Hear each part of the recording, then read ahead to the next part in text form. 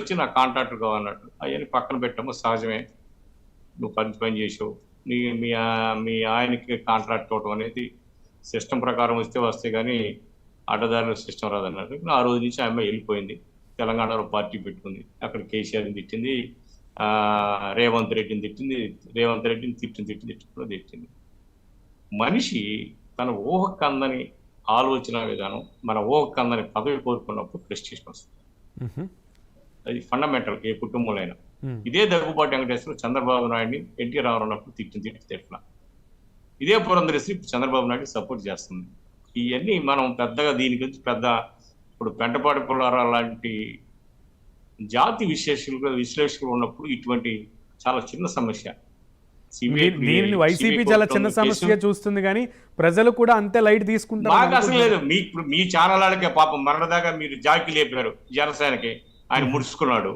ఇప్పుడు ఏమో లేపుతున్నారు. మీ ఛానల్ లేపేది మేడా సాంబశివరావు గారు మాకు ఎటువంటి ఎజెండాలు ఉండవండి.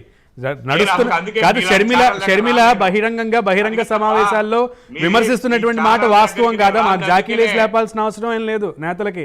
మీరే ఛానళ్ళకి లంచాలు ఇచ్చుకుంటూ లేదా ఛానళ్ళకి తాయిలాలు ఇచ్చుకుంటూ మీరు లేపించుకుంటున్నారేమో. తాయిలాలు మీరు లేపించుకుంటున్నారు, జాకీలు అందరూ లేపించుకుంటారనుకుంటే ఎట్లా? రైట్ ఒక నిమిషం. మీకు అంత ఇంట్రెస్ట్ లేకపోతే దీని గురించి మాట్లాడడానికి మీరు ముందే సెలవు ఇవ్వాల్సింది. సాంబశివరావు గారు రాజకీయాల్లో ఒకనొకప్పుడు అదే షర్మిల గారు మీ పార్టీకి అన్ని తానే నడిపించినటువంటి వ్యక్తి.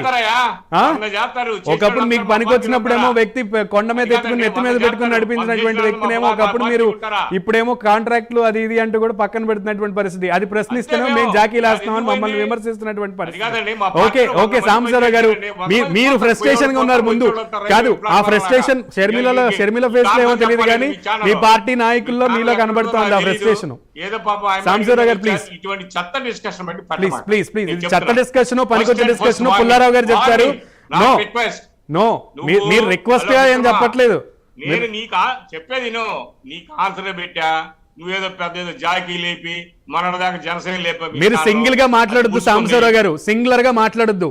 ఇక్కడ ఎవరు కూడా తక్కువగా లేరు, అర్థమైందా మీకు? మీడియా డిబేట్ లో రామాకండి, యూ కెన్ క్విట్. సాంప్రదాయాలు పాటించకుండా మీరేంటో మీ ఇష్టం వచ్చినట్టుగా మాట్లాడి నువ్వు నీ ఇష్టం అన్నట్టుగా మాట్లాడితే ఎట్లా కుదిరితే? మీ పార్టీ వాళ్ళందరూ ఇంతేనేంటి?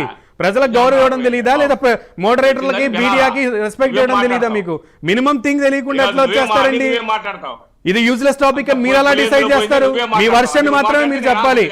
నో లైట్ దీపక్ గారు, ఫ్రస్ట్రేషన్ మీలో ఉందో కాంగ్రెస్ పార్టీలో ఉందో షర్మిల ఉందో మీకు అందరికీ అర్థం అవుతోంది. Thank you for joining. Frustration ప్రజలకు కూడా అర్థం అవుతోంది ఎవరికి ఉందో. జాకీలేస్తుంది ఏ ఛానల్లో, జాకీలేస్తుంది ఏ పార్టీకో, ఏ మీడియా